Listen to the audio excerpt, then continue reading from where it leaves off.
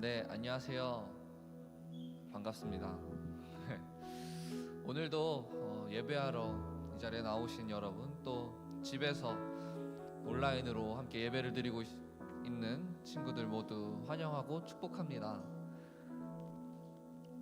네, 벌써 너무 추워졌어요. 어느새 지난 주말에도 그냥 얇게 한 겹 걸치는 정도로 입고 다녔는데 어느새 패딩이 추가되고 이것저것 옷이 늘어나고 있습니다. 시간이 가는 게 느껴지네요.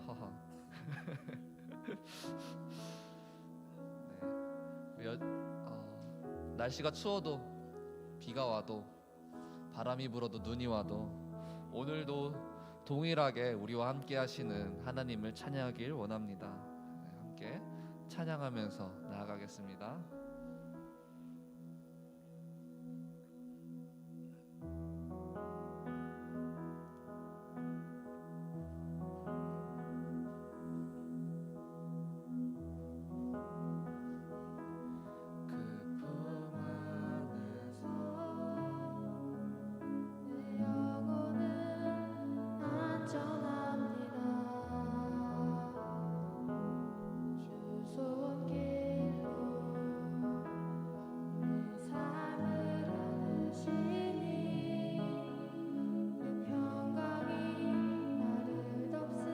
다시 한번 고백합시다. 내 아버지, 내 아버지, 그 품 안에서 내 영혼은 안전합니다. 주 손길로 내 삶을 안으시니 그 평강이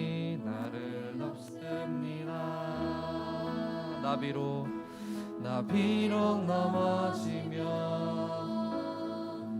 흔들리지만 주 내 안에 거하며 나를 붙드시니 내 생각을 주께로 돌리고 주시는 평강에 옷을 입습니다. 주 약속 안에서 내 영혼 평안해 내 뜻보다 크신 주님의 계획 나 신뢰해 두려움 다 내려놓고 주님만 의지해 주 안에서 내 영혼 안전합니다.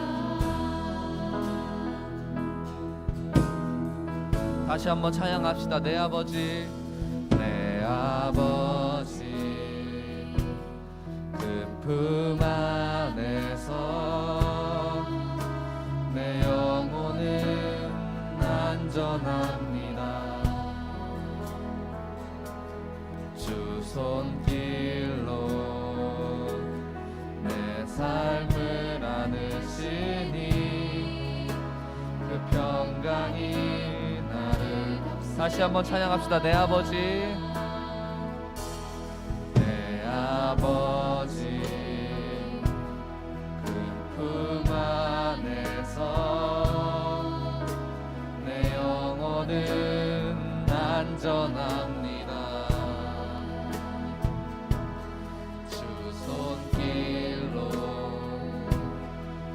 삶을 안으시니 그 평강이 나를 덮습니다.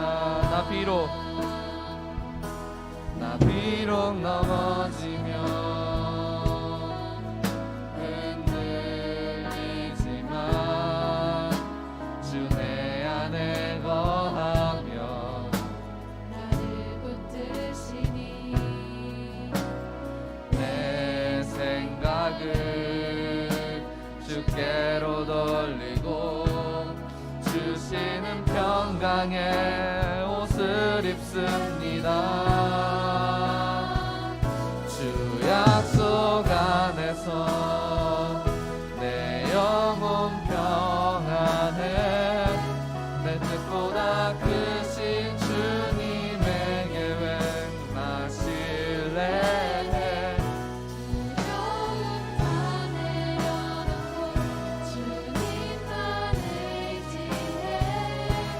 주 안에서 내 영혼 주 약속 안에서 주 약속 안에서 내 영혼 편안해 내 뜻보다 크신 주님의 계획 나 신뢰해 두려움 다 내려놓고 주님만 의지해 주 안에서 내 영혼 안전합니다 나 비록 넘어지면 흔들리지만 주 내 안에 거하며 나를 붙드시니 내 생각을 주께로 돌리고 주시는 평강의 옷을 입습니다 주 약속 안에서 주 약속 안에서 내 영혼 평안해 내 뜻보다 크신 주님의 계획 나 신뢰해 두려움 다 내려놓고 주님만 의지해 주 안에서 내 영혼 다시 한번 고백합시다 주 약속 안에서 주 약속 안에서 내 영혼 평안해 내 뜻보다 크신 주님의 계획 나 신뢰해 두려움 다 내려놓고 주님만 의지해 주 안에서 내 영혼 안전합니다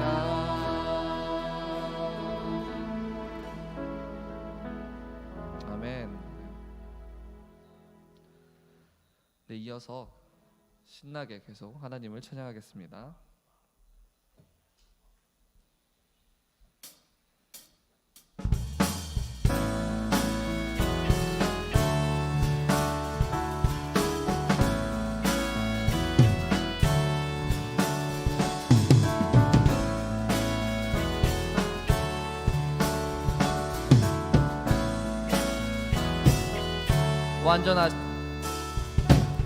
완전한 사랑 보여주신 그 세주 그분 하나요 그 아들 우리에게 주신 하나님 그분 하나요 그 사랑 알기에 그 아들 나는 믿네 날이 크소서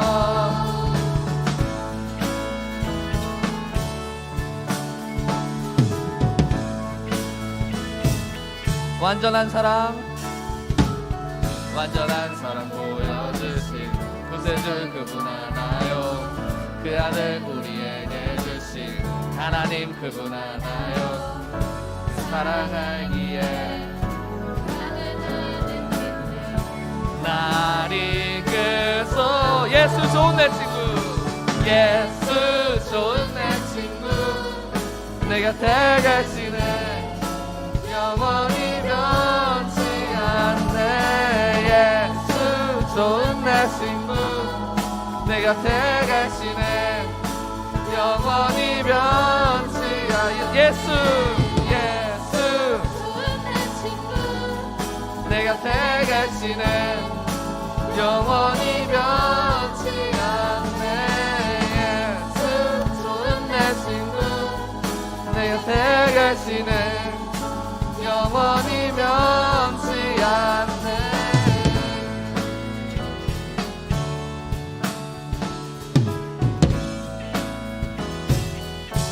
구원하신 주 나는 믿네 구원하신 주 나는 믿네 구원하신 주 나 믿네 다시 오실 왕 나는 믿네 그분과 영원히 살리 사랑 알기에 그 아들 나는 믿네 날이 크소서 예수 좋은 내 친구 내 곁에 계시네 영원히 변치 않네. 예수 좋은 내 친구 내 곁에 계시네.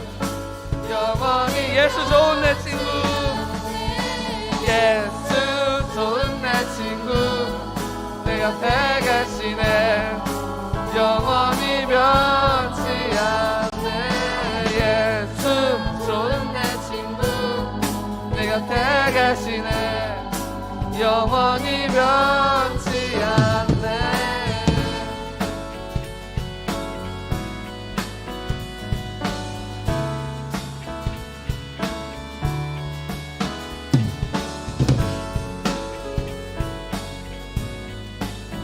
영원히 변하지 않는 하나님의 사랑을 계속 찬양합시다.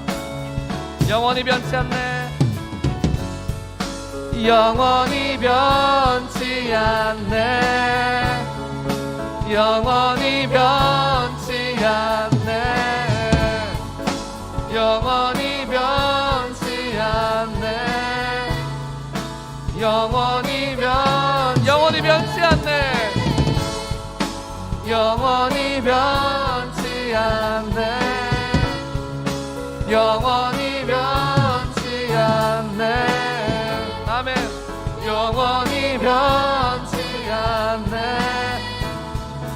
영원히 변치 않네. 예수 좋은 내 친구 내 곁에 계시네. 영원히 변치 않네. 예수 좋은 내 친구 내 곁에 계시네. 영원히 예수 좋은 내 친구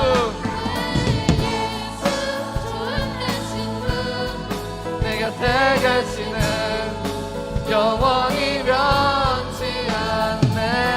예수 좋은 내 친구 내 곁에 계시네. 영원히 변치 않네. 아멘.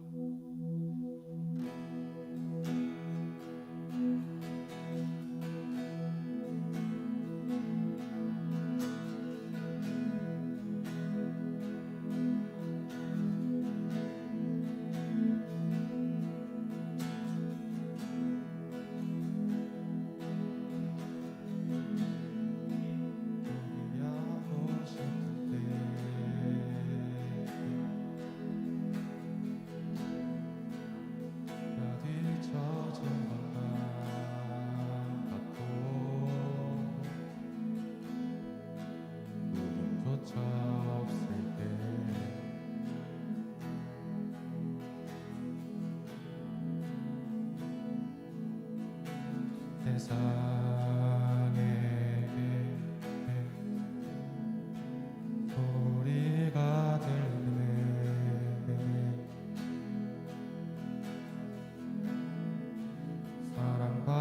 사랑받으자고 나도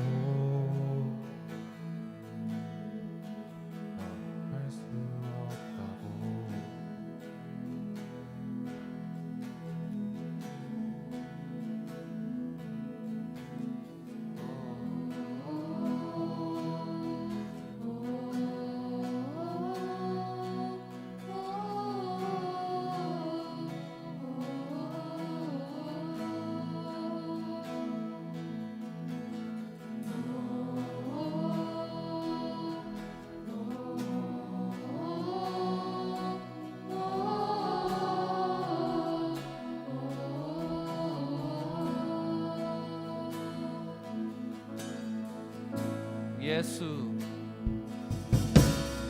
예수 사랑 중에 사랑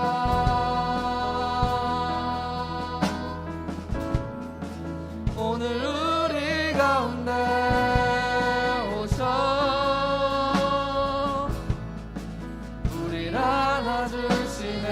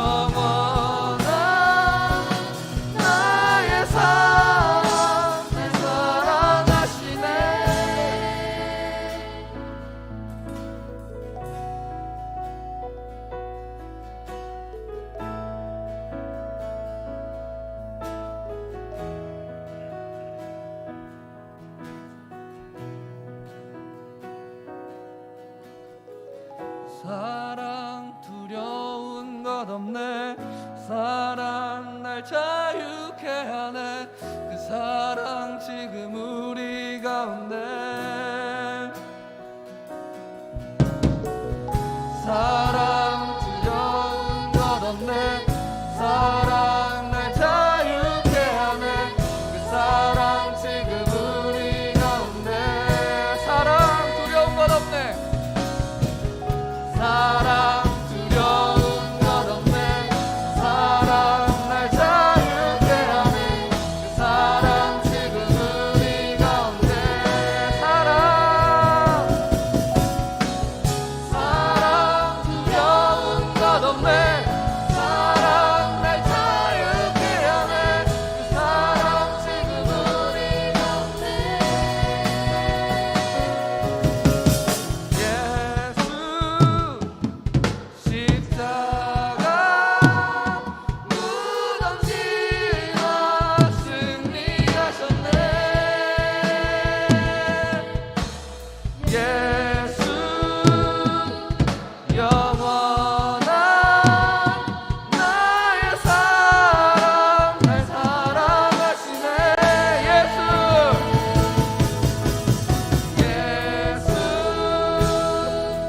십자가 무덤지나 승리하셨네. 예수 영원한 예수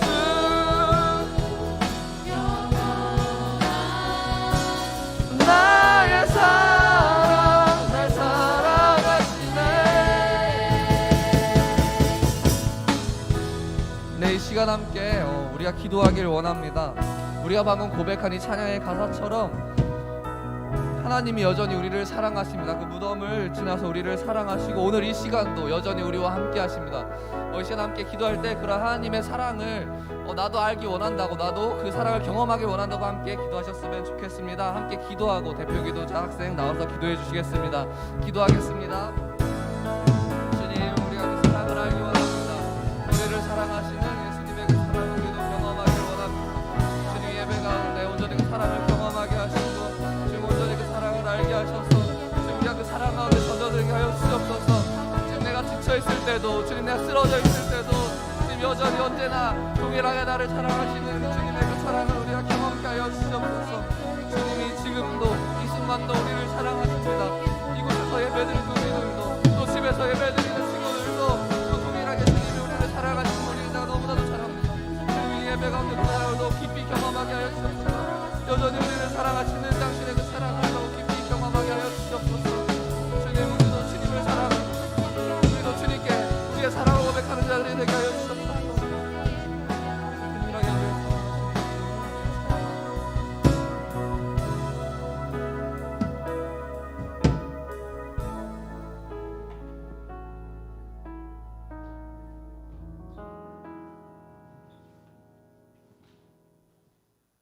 전능하신 하나님 아버지, 저희가 이 어려운 시기에도 예배드릴 수 있게 해주심에 감사드립니다.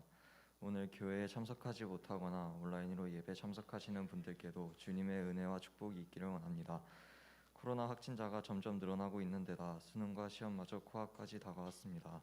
고통받는 이들의 상처를 치유해 주시고 버팀목이 되어 주세요. 이런 고난에 저희의 믿음이 흔들리지 않도록 붙들어 주실 줄 믿습니다. 오늘 말씀 전해주시는 도기미 목사님께도 힘을 주셔서 좋은 말씀 전해주시길 원하며 설교 말씀을 통해 스스로를 돌아보고 회개할 수 있는 저희가 될 수 있게 해주세요. 주님의 이름으로 기도드립니다. 아멘. 이제 주님께서 주신 기도 드리겠습니다.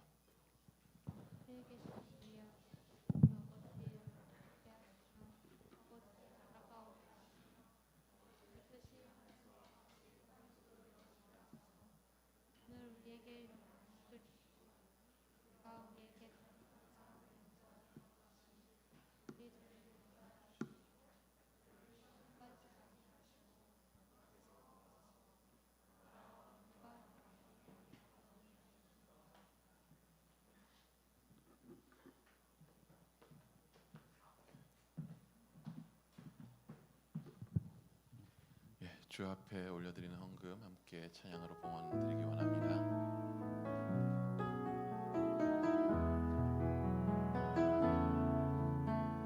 날 위해 십자가에서 깨뜨리신 사랑 오늘도 그 사랑 안에 나 거합니다. 주님의 생명 내 안에 있고 주님의 사랑 날 강건하니 나 오늘도 주께 내 삶을 깨뜨립니다. 오 주여 내 삶을 깨뜨립니다. 주 머리 위에 붓습니다. 내 모든 삶과 생명을 주님 얻으소서. 오 주여 내 삶을 깨뜨립니다. 주 머리 위에 붓습니다. 주님께라면 아깝지 않. 오 주여 내 삶을 깨뜨립니다. 오 주여 내 삶을 깨뜨립니다. 주 머리 위에 붓습니다. 내 모든 삶과 생명을 주님 얻으소서. 오 주여 내 삶을 깨뜨립니다. 주 머리 위엔 붓습니다. 주님께라면 아깝지 않습니다. 기도하겠습니다. 주님, 어렵고 힘든 시기에 오늘을 견디며 주 앞에 믿음을 지키며 살아가는 주의 귀한 자녀들을 주여 지켜주시고 보살펴 주시옵소서. 주 앞에 작은 예물을 들고 나와 올려드립니다. 이것을 드리는 마음이 우리 안에 제각각이겠지만은 드리고 쓰여지는 그 곳곳에는 정말로 아름답게 하나님 나라가 이루어지는 것들을 보게 하여 주시옵소서. 주여, 우리의 마음도 제각각이고 우리의 삶 또한 제각각이지만은 주여, 그 모든 우리의 삶이 주님의 손에 붙들려서 아름답게 주의 나라 위하여 쓰임받게 하여 주시옵소서. 주께서 함께하여 주실 줄 믿사오며 예수님의 이름으로 기도드립니다. 아멘.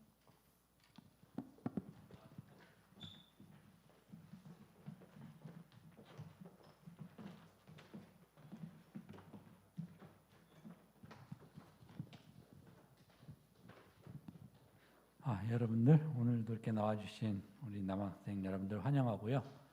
오늘 뭐 코로나 때문에 나오지는 못하지만 온라인으로 예배 참석 중인 우리 여학생 그리고 또 참석 못하는 남녀 학생들, 같이 예배드리는 친구들 다 같이 환영합니다.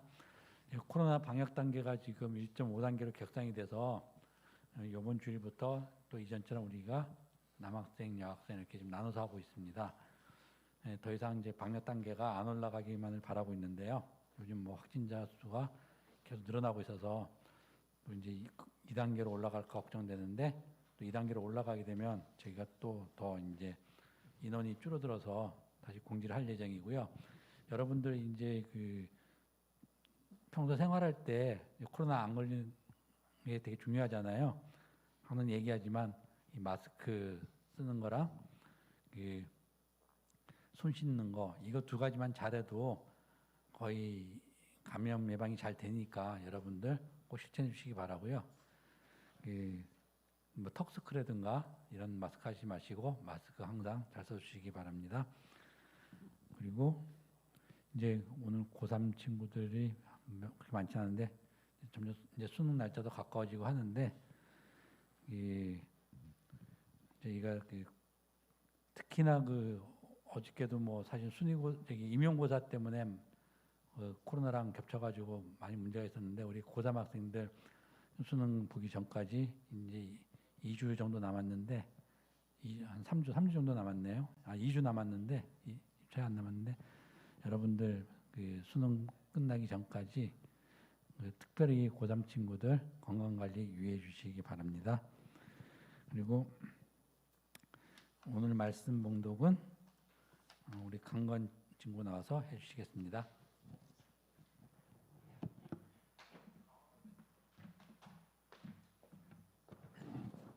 오늘 하나님께서 저에게 주신 말씀은 사무엘하 12장 1절부터 15절입니다.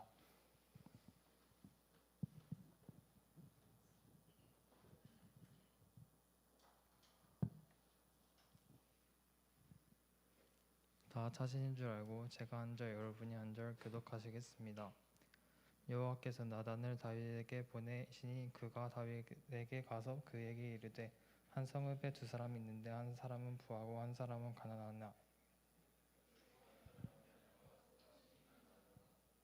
가난한 사람은 아무것도 없고 자기가 사서 기르는 작은 암양 새끼 한 마리뿐이라. 그 암양 새끼는 그와 그의 자식과 함께 자라며 그가 먹는 것을 먹으며 그의 잔으로 마시며 그의 품에 누움으로 그에게는 딸이 딸처럼 되었거늘.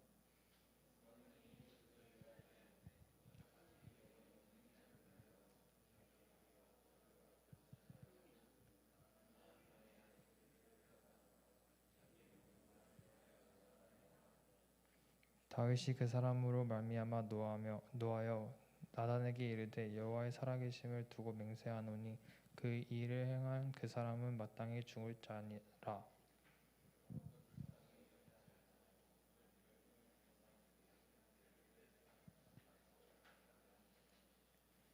나단이 다윗에게 이르되 당신이 그 사람이라. 이스라엘 하나님 여호와께서 이와 같이 이르시기를 내가 너를 이스라엘 왕으로 기름 붓기 위하여 너를 사울의 손에서 구원하고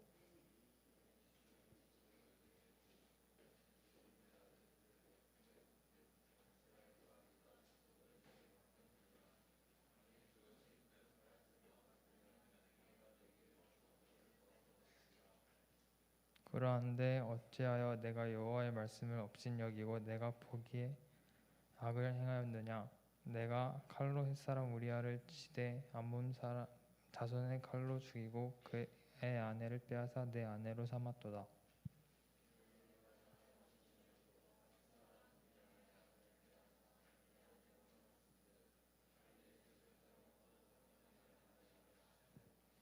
여호와께서 또 이르되 이와 같이 이르시기를 보라 내가 너와 내 집에 재앙을 일으키고 내가 내 눈앞에서 내 아내를 빼앗아 내 이웃들에게 주리니 그 사람들이 내 아내들과 더불어 백주에 동침하니라.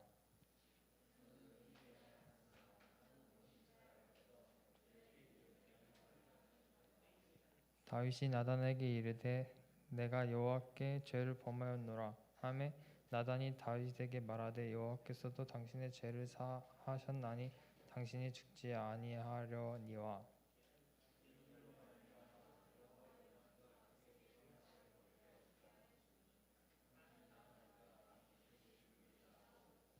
나단이 자기 집으로 돌아가니라.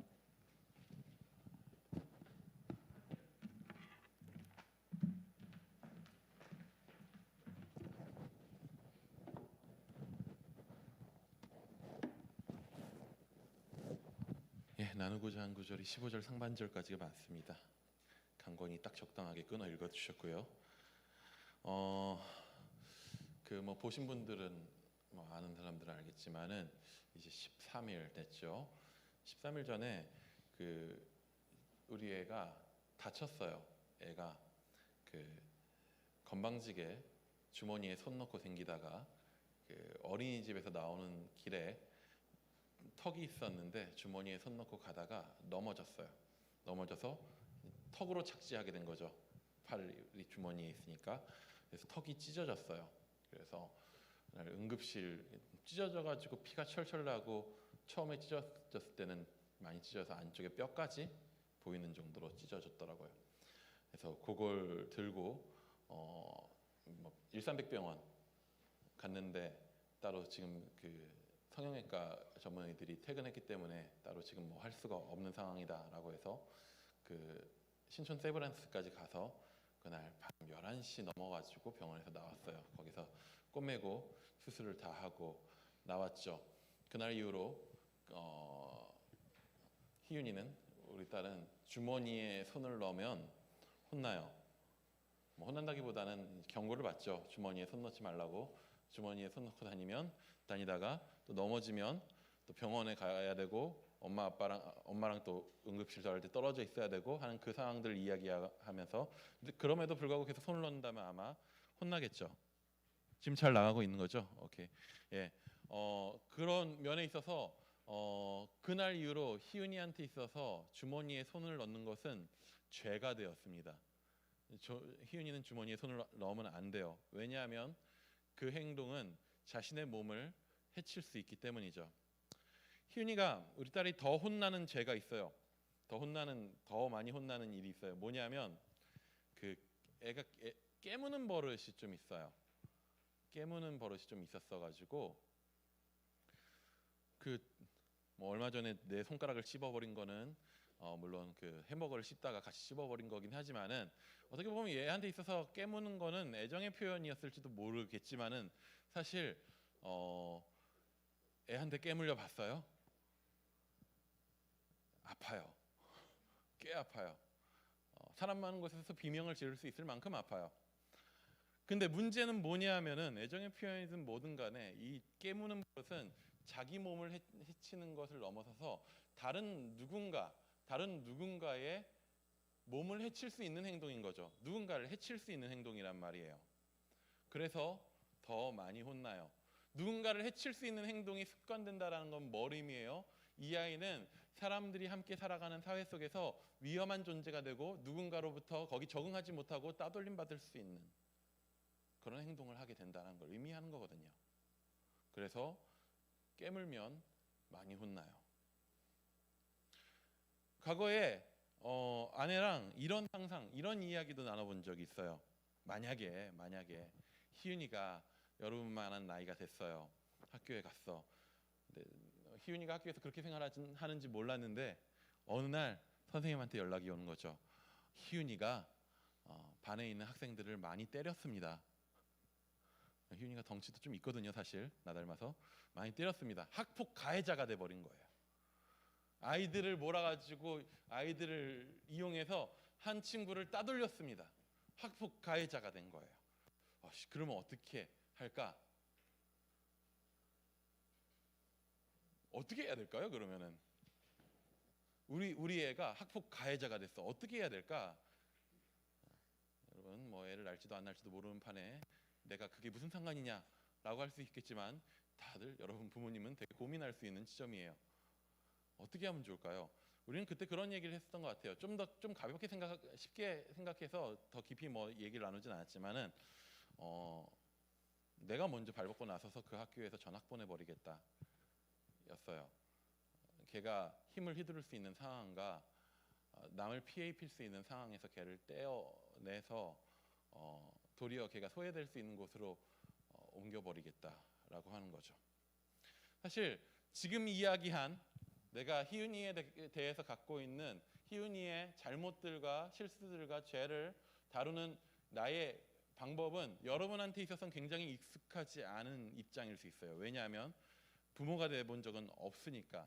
그리고 여러분 나이에 특별히 남자 학생들이 훨씬 많은데 남자는 커도 보통 애거든요.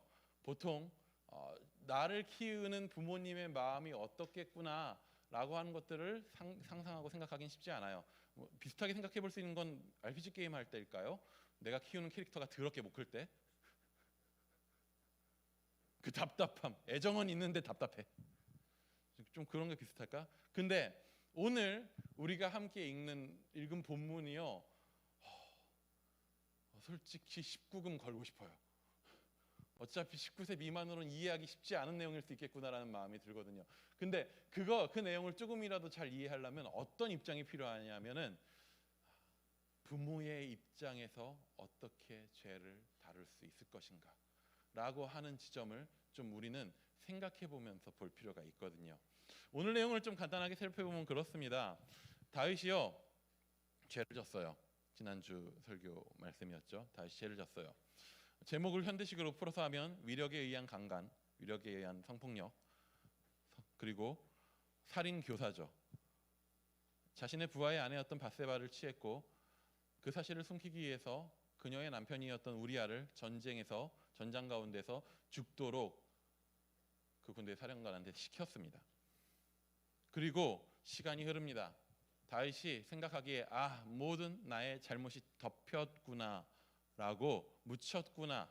내가 왕의 권력을 가지고 묻어버렸구나라고 생각했었을 때쯤에 그 다윗을 악하게 바라보시던 하나님이 판결을 내리십니다. 어떻게 하냐면 나단이라고 하는 선지자를 보내서 다윗에 대한 판결을 하나님이 내리시죠. 근데 그 다윗에 대한 어떤 식으로 나단이 전했고 그런 건 다 넘어가고요. 오늘 내용이 좀 많아서 그 다윗에 대한 판결은요. 오늘날 이 시대를 살아가는 우리한테 있어서는 좀 불편할 수가 있어. 이게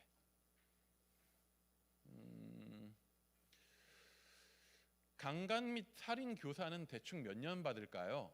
형을 벌금으로 풀려나진 못할 거야.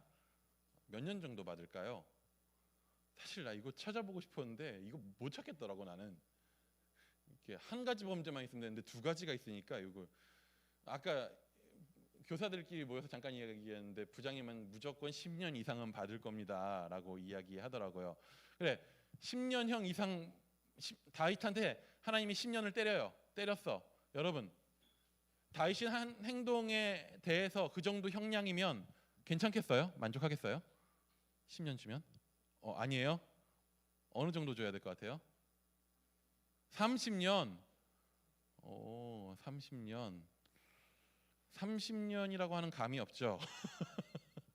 아직 그만큼 안 살아봤기 때문에 30년이면 내가 들어갔다 나오면 67이 되네요. 나 70까지만 살아야지라고 생각하고 있는데 곧 죽겠네요. 사실 나도 내 마음 같아서는 그래요. 야, 이 정도면 무기징역 때려야 되지 않냐? 라는 생각이 들 정도의 굉장히 심한 죄였죠.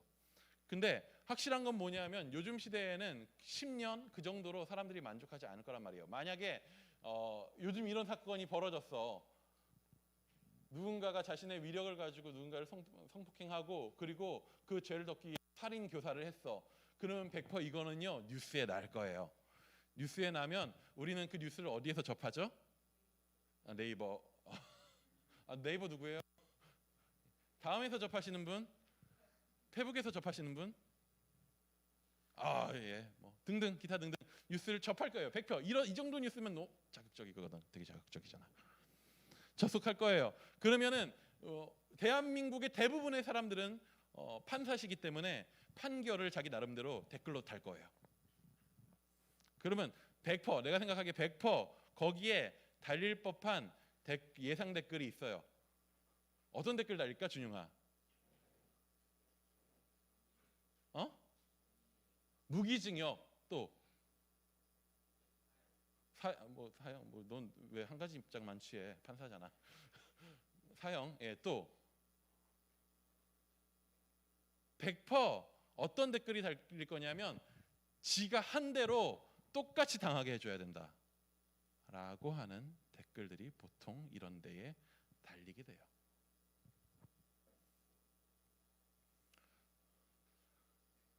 근데 그러한 마음이 당연히 우리의 마음일진데 이런 마음을 가진 우리한테 12장의 내용만 보면요 우리는 좀 분노하게 돼요.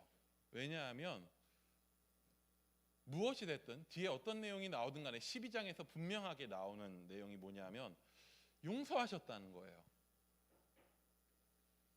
용서하면 안 되지 않을까요? 하나님이 그러시면 안 되지 않을까요? 13절에 보면 분명하게 나와요. 여호와께서도 당신의 죄를 사하셨나니. 선지자를 통해서 하나님이 다윗의 죄를 사했다고 말씀한 거예요. 그런데 확실히 우리가 알아야 되는 게 있어요. 뭐냐면은 하나님의 용서가 뭔 의미인지 우리는 조금 다시 생각해 볼 필요가 있어요. 뭐냐면 용서는 하셨어요. 근데 하나님이 12장밖에 못 봐서 모르겠지만 하나님이 냅두진 않으셔요. 하나님은 용서하시되 처벌하셔요. 근데 어느 정도 처벌을 하시냐면 SNS에 달릴 법한 아까 말했었던 그 정도 한 대로 당해야 됩니다 라고 하는 정도를 하나님이 다윗한테 하셔요. 우리 11절 한번 내용 볼게요. 11절 한번 같이 읽어볼게요. 11절. 아 맞아, 난 맨날 여기에 뜨는지를 봤었어. 저기도 뜨는데. 예, 읽어볼게요. 시작.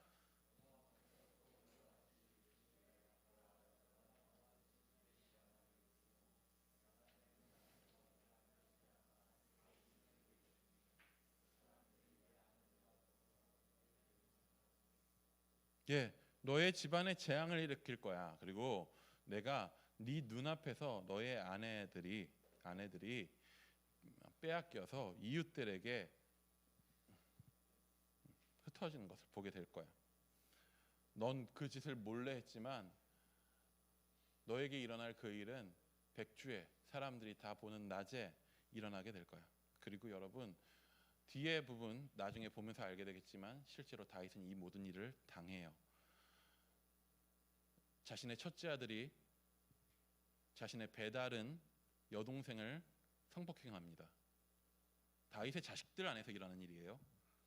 그리고 그 사건으로 인해서 그 성폭행 당한 그 딸의 친오빠, 엄마가 같은 오빠가 그 성폭행한 첫째 아들을 죽여요.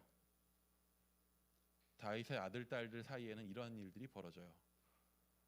그리고 그 첫째를 죽인 아들은 그 일들에 있어서 잠잠했었던 아버지에 대한 불만 때문이었는지 반역을 일으켜요.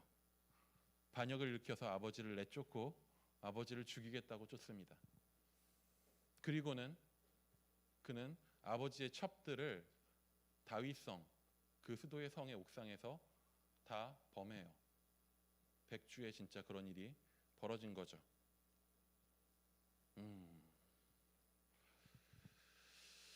이 정도면 30년이 낫지 않을까요? 몰라, 다윗이 안 당해서 괜찮을까? 라고 하면 그런 거 있어요. 야, 차라리 날 죽여, 자식은 건들지 말자. 그게 되게 당연한 마음이거든요. 실제로 아이를 가져보면 내가 다치고 내가 죽는 게 훨씬 낫지, 내 애들 사이에 그런 일들이 벌어지는 건 너무 잔인한 시예요, 사실. 그렇다면 여러분, 다윗이 똑같이 당했습니다. 다윗이 자기가 한 일을 똑같이 당했습니다. 이 정도면 시원한가요? 그럼에도 우리 마음이 무거울 수 있어요. 왜냐하면 다윗이 그런 상황에도 불구하고 끝까지 왕의 자리를 보존했고 살아 있었다라는 거예요. 그것이 13절에 담겨 있는 의미예요. 우리 13절 한번 같이 읽어볼게요. 13절 시작.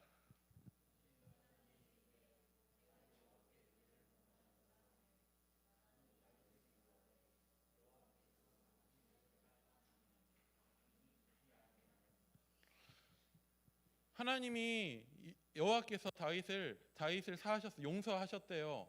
하지만 용서했음에도 불구하고 처벌은 받아요. 아니, 그거 용서인가? 사실 이게 되게 아이러니하고 이상해 보일 수 있단 말이죠. 실제로 왜 이게 아이러니하게 보일 수밖에 없냐 하면, 당장 우리는 심판과 판결 문화에 있어서, 당장 우리나라에 있어서의 판결 문화 뭐예요? 법정에 가가지고 검사가 있고 변호사가 있고 피고가 있고 원고가 있고, 그것을 심판하는 누가 있죠? 또 판사가 있어서 법정에서 판결을 내리는 그 구조 안에서 이런 일은 좀 말도 안 되고 이상해 보이는 거예요. 이게 판사는 절대 이런 판결을 내리지 않아요. 왜냐하면 판사는요, 피고와 원고로 이루어진 자리에서 정확하게 3자로서 심판하거든요. 제3자로서. 근데 하나님은 되게 이상한 심판을 지금 하고 있는 거예요. 왜 이런 말도 안 되는 것 같고 이해가 안 되는 듯한 심판을 하고 있느냐 하면요, 그래서 그걸 이해해야 돼요. 다윗은요, 하나님한테 있어서는 아들이거든요. 하나님한테 있어서 다윗은 내 새끼예요. 내 아들이란 말이야. 되게 적폐의 냄새가 나죠. 내 아들이라서.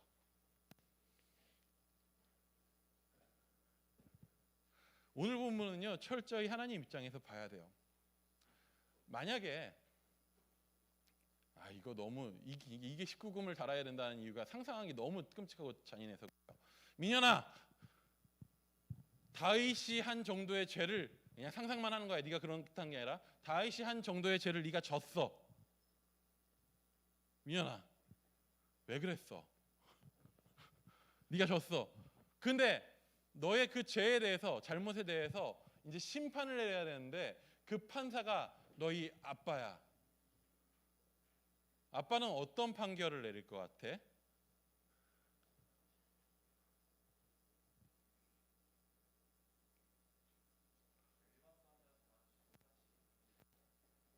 집에 가서 아빠한테 물어봐요.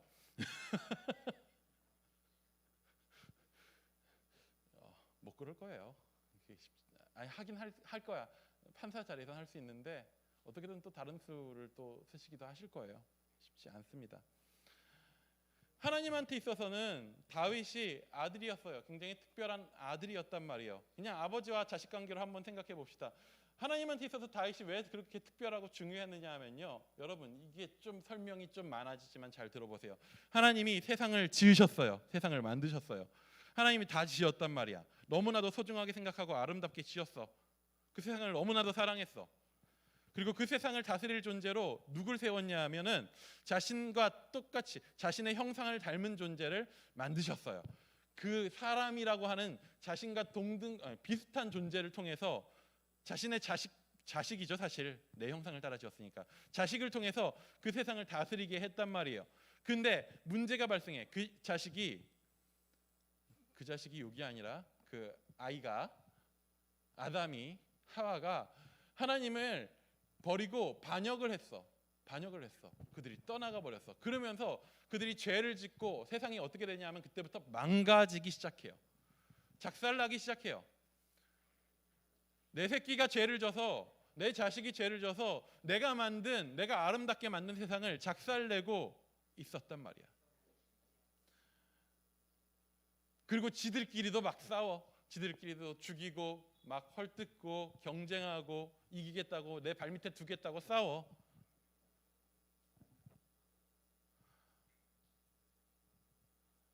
하나님은 그걸 절대 그대로 두고 볼 수가 없어. 왜냐하면 자신이 창조한 세상을 너무나도 사랑했으니까. 그래서 하나님은 큰 그림을 그려요. 뭐냐면 저 사람들을 포맷하지 않고, 그러니까 사람이 그 존재 그 자체, 내가 사랑하는 그 존재인 채로 잘 놔두면서 그들이 회복되도록 하는 거. 포맷하지 않고 회복되게 해서 그 사람들을 통해서 내가 만든 이 아름다운 세상을 원래대로 아름답게 되돌리는 거. 큰 그림을 세워요. 그 큰 그림에 있어서 굉장히 중요한 요점 중 하나가 뭐였냐면, 왜 구약이 이스라엘 얘기가 계속 나오냐면, 남의 나라 이야기가 나오냐면 이스라엘이었어. 하나님의 큰 그림의 되게 중요한 부분이었어. 이스라엘이라고 하는 한 민족을, 노예로 있었던 민족을 자신의 힘으로 구출해. 고통받던 민족을 구출해. 그리고 그들을 한 나라로 세워. 그 과정들을 통해서 이스라엘을 통해서 하나님이 얼마나 여전히 이 세상을 얼마나 사랑하시는 존재인지 보여주고자 하는 거예요. 준영아, 여자친구랑 헤어졌어. 근데 네가 여자친구를 여전히 사랑하고 있어. 싸워서 헤어졌는데 사랑하고 있어. 근데 여자친구가 네가 꼴보기 싫대. 그래서 안 만나죠. 넌 어떻게 할 거예요? 포기해야 돼요. 맞아요. 계속 도끼질을 해야 되는 건 나쁜 짓이죠. 하지만 너무나도 사랑해. 그러면 뭐 해볼 수 있을까? 직접 찾아가진 못하더라도 누군가를 통해서 내가 얼마나 그를 여전히 사랑하고 있는지를 드러내거나 편지를 써거나 하는 방식으로 보여줄 거란 말이야. 간접적으로라도. 그 사람이 부담되지 않는 선에서. 하나님이 이스라엘을 통해서 보여주고자 했었던 방식도 그거였던 거예요. 이스라엘을 통해서 하나님이 얼마나 세상을 사랑하고 계신지 보여주는 거예요. 그리고 그 과정에 있어서 그 이스라엘을 하나님의 마음을 알고 하나님의 마음을 따라서 하나님을 사랑하며 살아갈 수 있도록 지도할 지도자를 세우는데, 그 가장 중요한 시작점이 누구였냐 하면 다윗이었던 거예요. 다윗은 하나님의 거대한 큰 그림 가운데서 하나님 자신의 사람들, 그 자식들 중에서 그 일들을 이룰 수 있을 만한 굉장히 괜찮고 좋은 사람이었어요. 그렇게 살아왔어요. 그래서 하나님이 그를 통해서, 다윗을 통해서 그 큰 그림을 이룰 거야라고 이야기한 게 사실 저번에 봤었던 사무엘하 7장이었던 거죠. 너희 가문에서 왕위가 끊이지 않게 할 거고 결국에 예수님도 그 가문을 통해서 나오게 하신 그 큰 계획들을 그에게 줬던 거죠. 근데 가장 믿었던 그놈, 가장 믿었던 내 자식, 내 아들이 마치 내가 처음에 믿었었던, 내가 사랑했었던 아담이 나를 갖다가 차버린 것처럼 그 아들 다윗이 나를 무시하고 이런 악행들을 저질러 버린 거예요. 여전히 하나님 입장에 있어서 다윗은 세상을 위한 하나님의 큰 계획 가운데 중요한 그림의 축이었어요. 하지만 그는 그 역할을 하기에 너무나도 큰 잘못을 저질렀어요. 그럼 이제 어떻게 해야 될까? 내 새끼가 큰 죄를 졌는데 얘를 어떻게 해야 될까?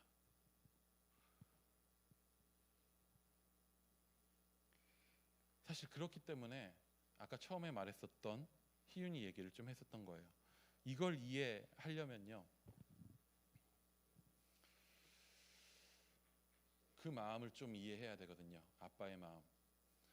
하나님이 하신 방법은 뭐냐면 다윗이 범죄를 저지른, 다윗의 범죄를 당한 사람들이 당했었던 피해를 고스란히 다윗이 똑같이, 아니 너무나도 더 명확하게 느낄 수 있도록 자기 자식들 안에서 그 일들이 벌어지게 두는 거였어요.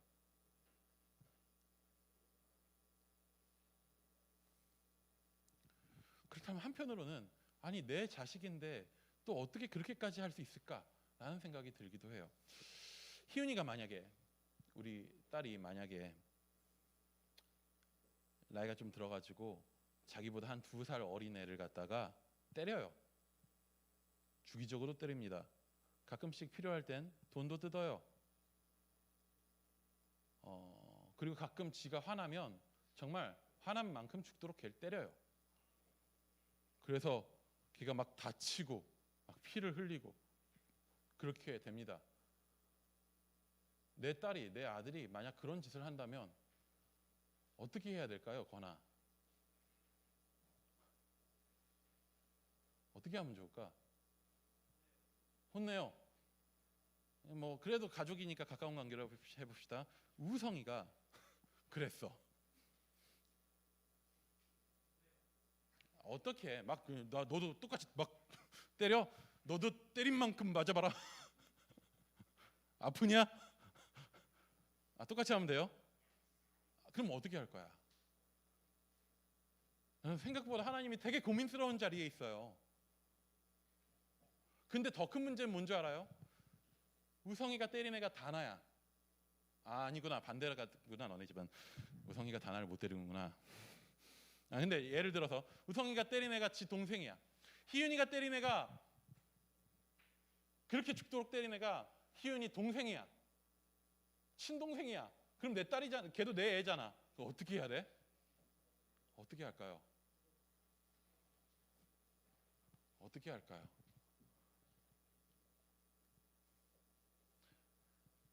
이게 하나님이 경험한 일이에요. 하나님이 경험한 일이 이거예요. 다윗이 하나님의 아들이라 그랬죠. 근데 하나님 입장에서 보면요, 다윗도 하나님의 아들이고 다윗에게 강간당한 밧세바도 하나님의 딸이에요. 다윗에 의해서 살인 교사당해서 죽은 우리아도 하나님의 아들이에요. 하나님은 지금 내 아들, 그 아들들 중에서도 특별히 어떠한 계획을 맡겨 놓은, 우리 집안을 되살려 놓을 큰 기대를 하고 있었던 아들이, 그 아들이 내 다른 아들, 내 다른 딸을 희생시켜 버린 거야. 하나님은 어떻게 하냐 하면 다윗이 똑같이 그 일들을 당하게 합니다. 그리고 중요한 건 다윗은 자신에게 오는 그 하나님의 판결을 받아들여요. 그 판결을 받아들이면서도 내 애가 죽고 내 애들 사이에서 그런 혼란스러운 고통스러운 일들이 벌어지는 것을 보면서도 다윗은 뭘 하냐면, 우리가 불만스러울 수 있는 지점이 그거잖아요. 다윗은 왜 왕좌에서 안 내려오는데, 왜 아직도 왕인데 왜 다윗은 하나님이 안 죽이시는데, 야 차라리 왕좌에서 내려오고 죽고 말지. 사람이 이 정도, 내 자식들이 이 정도 큰 일들을 당하는 거 보면은 내가 왕으로 있어서 그렇지라고 하는 생각과 나 때문에 일들이 다 벌어졌어라고 하는 경험을 하면요, 죄책감과 그 괴로움 때문에 못 살아요. 다윗은 정상적인 정서로 그냥 살았던 사람이면은 멘탈이 무너지고 죽었어야 돼요. 그 일들을 보면서 자결했어야지. 근데 자결하지도 않아요. 그냥 자신한테 주어진 그 벌들을 지켜보면서 오늘 자기가 해내야 되는 일들, 오늘 내가 하나님께서 나를 세우신 그 자리에서 내가 감당해내야 되는 일들, 자신은 이미 실패하고 넘어졌기 때문에 사람들은 자신을 욕하고 어떤 사람들은 수군거리고 있지만은 그것들을 다 듣고 그냥 마음에 묻으면서 자신의 아들이 죽은 그 자리에 그 아들을 묻고 나서 그 마음을 그냥 묻으면서 자신에게 주어진 왕의 직무를 해가는 거예요. 다윗은 오늘 본문에서 하나님 앞에 그렇게 하기로 결정한 거예요. 언제 그렇게 했느냐 하면은, 내가 죄인입니다. 내가 잘못했습니다. 내가 실패했습니다. 내가 하나님 앞에 범죄했습니다. 라고 고백하는 순간 그 죄로 인해서 자신이 받아야 할 그 모든 것들을 받아들이기로 결정한 거죠. 여러분, 저번 주에 그런 질문을 했었어요. 다윗의 심정으로 한번 이 가정들, 다윗의 입장에 대해서 이 가정들을 한번 보자. 옥상을 거닐다가, 아니 전쟁에 나아가지 않았을 때, 혹은 옥상에 거닐다가 목욕하는 여인을 보았을 때, 혹은 그 목욕하는 여인을 불러들였을 때, 그 여인을 강간하고 그 뒤에 아이가 생겼을 때, 우리아를 불러들였는데 우리아가 자신의 뜻대로 되지 않을 때, 그 많은 순간들 중에서 여러분이라면, 우리라면 어느 순간에 돌이킬 수 있었을까? 어느 순간에 돌이킬 수 있었을까? 사실 어느 한순간도 돌이키기 쉽지 않죠. 나이를 먹으면서 그런 생각이 들어요. 점점 나는 다윗보다 나은가?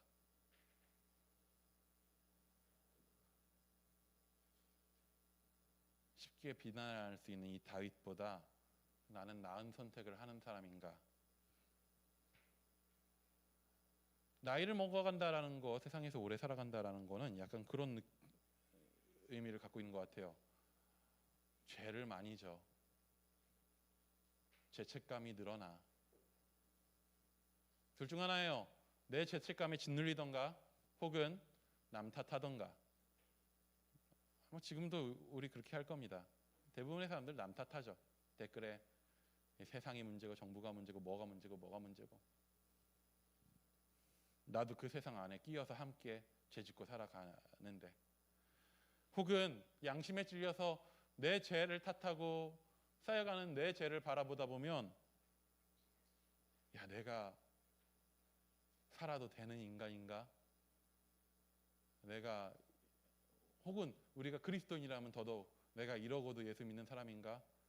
괴로우면 예수님 떠나고, 혹은 인생이 망가지고 흔들리고. 그래서 남 탓하는 게 더 나을 때가 있어요. 그래야 속이라도 후련하고 내 탓 안 하니까. 근데 다윗은 그 벌, 자신이 지은 죄로 인한 그 벌을 정말 정면으로 맞아들이는 거죠. 그렇다면 어떻게 그럴 수 있었는가? 여러분, 우리는 어차피 죄 짓고 살아요. 지난주에 죄를 유혹이 틈타지 않을 수 있도록 최대한 피하라 그랬잖아요. 죄 짓지 않을 수 있도록 피하라 그랬잖아요. 왜냐하면 죄는 우리의 삶을 망치니까, 망가뜨리니까. 근데 여러분 못 피해요. 완벽하게 피하는 사람 같은 건 없어요. 아니, 완벽하게가 뭐야? 대부분 잘 못 피해요. 그래서 우리는 죄 지을 거고요. 죄책감을 갖거나 혹은 남을 비방하거나 내 양심을 묻어버리거나 하는 짓을 할 거고요. 근데 중요한 건 뭐냐면 죄를 지을 수밖에 없는 그 상황에서 우리한테 있어서 중요한 건 뭐냐면 오늘 다윗의 행동이에요. 자, 오 수영아 깜짝이야. 예, 앉아주세요. 내가 죄인임을 인정하는 거예요. 내가 죄 지었음을 받아들이고 인정하는 거예요. 여러분 부모님한테 혼나봤죠? 혼나봤어요? 나 부모님한테 한 번도 안 혼나봤다. 다행이네요. 없네요. 예, 혼나봤잖아요. 신이야, 엄마한테 혼날 때 엄마가 나를 사랑하고 있다고 느끼니? 진짜? 변태. 찰싹.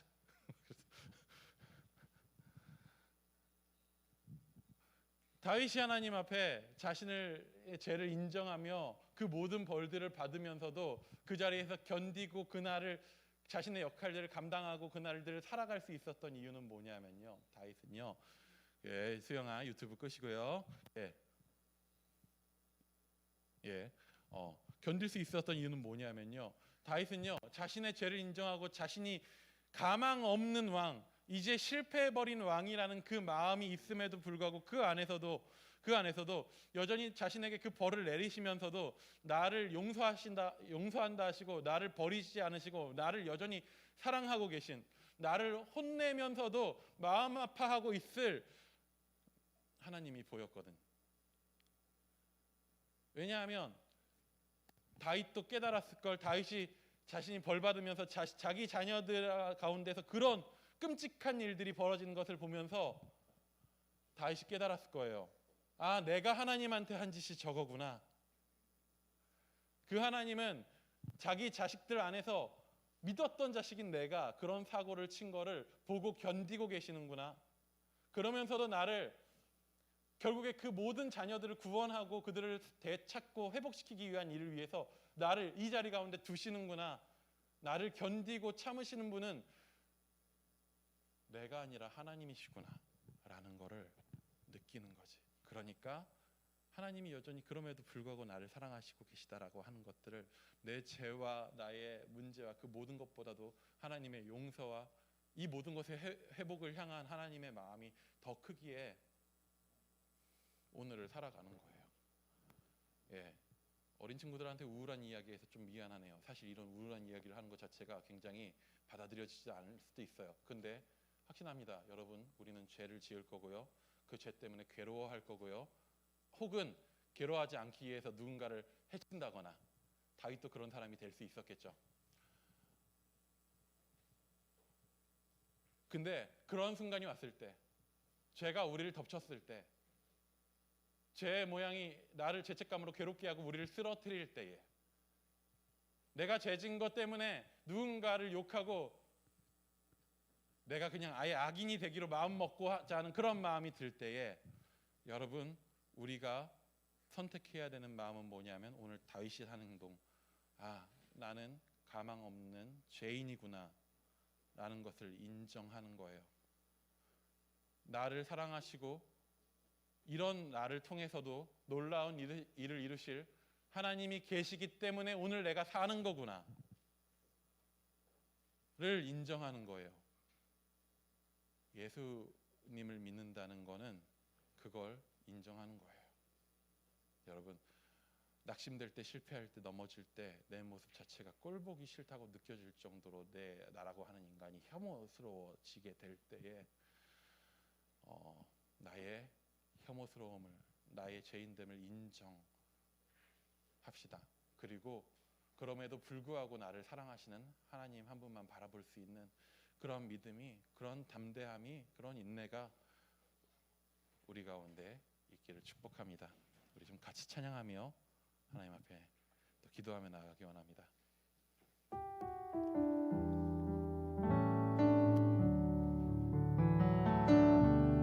내 모습 이대로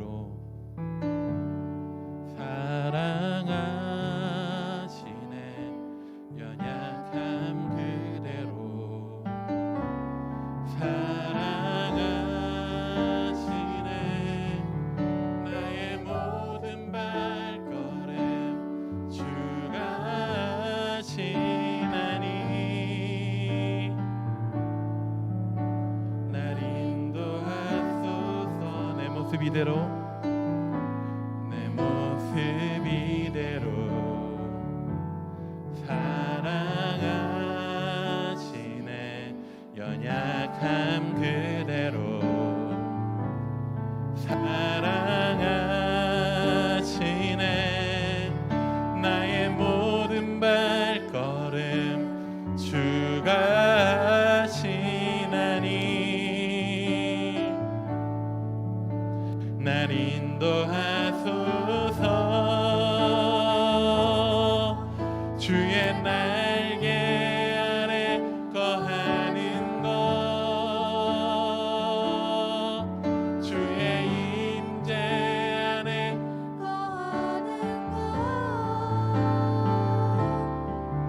나의 가장 큰 소망 나의 가장 큰 은혜 주와 함께 동행하는 일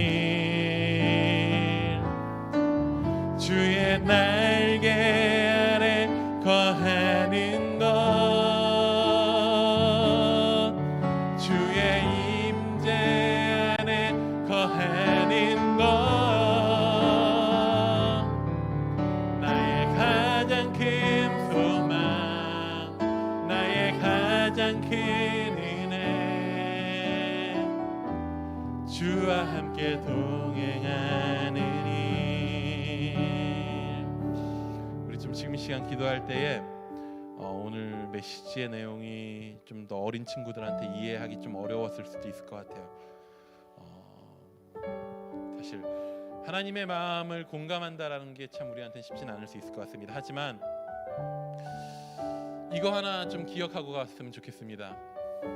우리가 우리의 죄로 인해서 실패할 때 우리의 상황들 때문에 실패하고 나 자신의 모습이 너무나도 초라해 보이고 나 자신의 모습이 혐오스러워 보이기도 하고 그런 순간이 찾아왔을 때 너무나도 쉽게 남을 비난하고 남을 욕하고 그냥 악인이 되기로 결정하고 하는 그런 선택하지 말고 하나님 난 죄인입니다.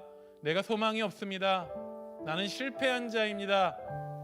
시원하게 인정하고 그런 나라도 그런 내 모습이라도 그런 나 때문에 피해 당하시는 하나님이시면서도 그런 나를 위해서도 자신의 가장 귀한 아들 예수 그리스도를 십자가에 못 박으신 그분의 사랑이 끊어지지 않음을 바라볼 수 있는 하나님이 나를 여전히 사랑하실 것이기에 내가 벌을 받고 나의 인생이 꼬이고 무너지는 것 같은 그런 순간에도 내가 하나님 나를 사랑하심을 믿겠습니다. 그러하기에 내가 내 죄를 인정하고 회개하겠습니다. 내가 그러하기에 하나님의 사랑을 의지하고 오늘을 살겠습니다. 견디겠습니다.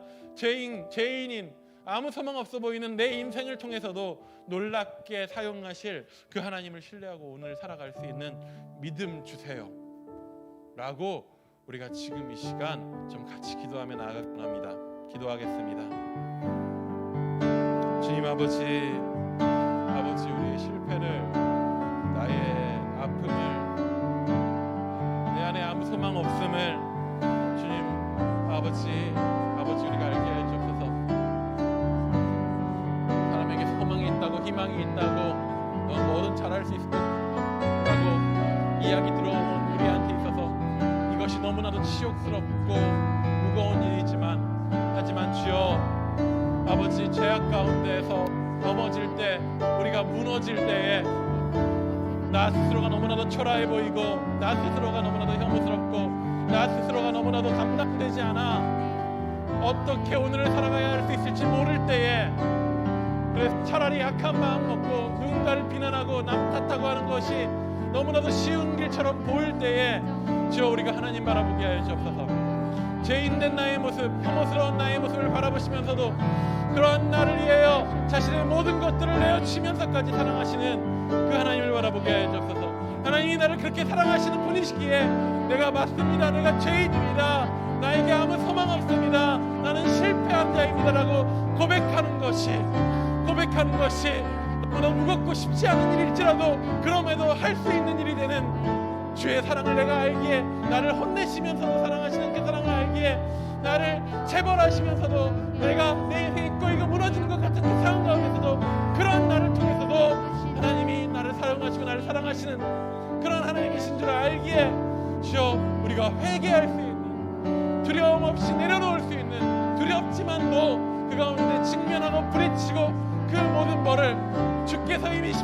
받으신 그 모든 영광을 내 삶의 그 남은 고난을 채우며 주와 함께 그 무거운 짐을 짊어지고 세상을 나를 그 모든 것들을 구원하시기 원하시는 하나님의 길 가운데 함께 설 수 있는 그런 내가 되도록 주여 인도하여 주옵소서.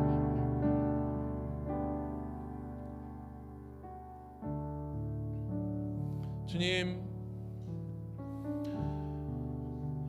우리에게 하나님의 사랑이 필요합니다.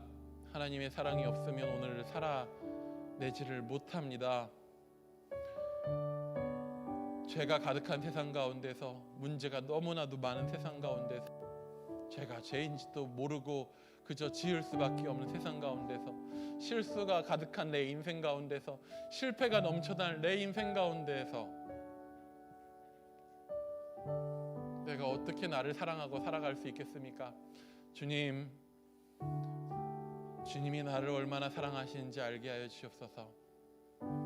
내가 실패하고 넘어지고 망가진 모습일지라도, 내가 내 죄와 내 실수로 하나님 앞에 벌받는 그러한 것 같은 상황 가운데 있을 때라도, 그럼에도 하나님은 여전히 나를 포기하지 않으시고, 하나님은 여전히 나를 사랑하시고, 하나님은 그런 나를 통해서도 놀라운 일을 이루실 수 있으시기에, 아니 하나님이 이미 다 아들 예수 그리스도를 통해서 이루셨기에 내가 담대히 그 주의 길 가운데, 무거운 짐을 지는 것과 같은 주의 길 가운데 제 무게를 견디며 함께 걸어 나갈 수 있습니다. 주님, 주의 그 사랑을 알게 하여 주시옵소서.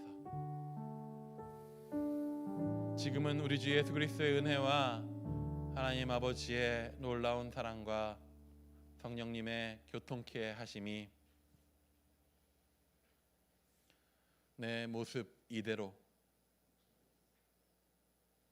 연약하고 부족하고 죄 많은 내 모습 이대로 주의 날개 아래에 품으시는 그 하나님을 인정하고 바라보고 그 사랑 안에 거하기로 결단하는 우리 모든 이다요 청소년부 지체들 위와 또한 우리 선생님들과 우리 모든 동역자들 위해 지금으로부터 영원토록 함께 하시기를 간절히 축원하옵나이다. 아멘.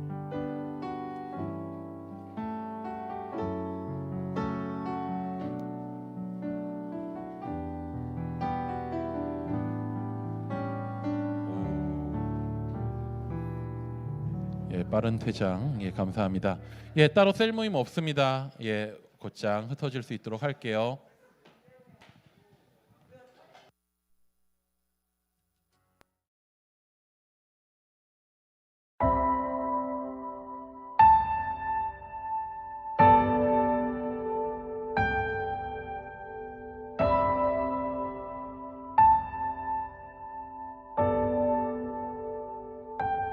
사랑을 구하는 사람, 눈물을 아끼지 않고 기쁨을 함께 나누는 사람, 용서를 구하는 사람, 완전한 사랑으로 함께하는 행복을 얻은 사람.